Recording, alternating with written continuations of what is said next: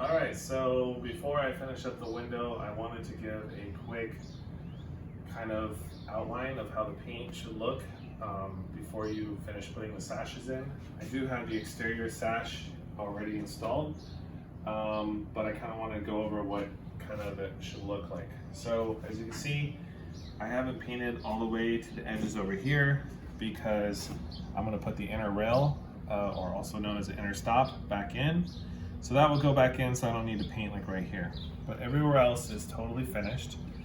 As you can see, I've painted the interior with a trim paint, which creates like just a really nice feel.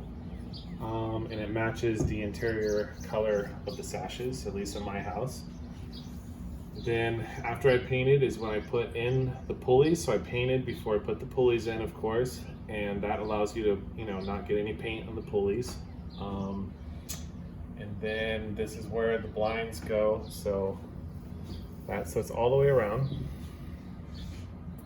As you may be able to see over here, there's a little bit of blue from the exterior, and this is what I talk about paint bleed, and this just kind of happens sometimes.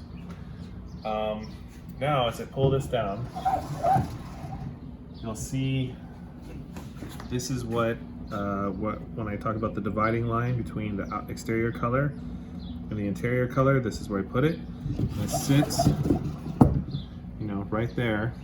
right there in the middle of the bottom, right there in the middle of the very bottom part of the top sash.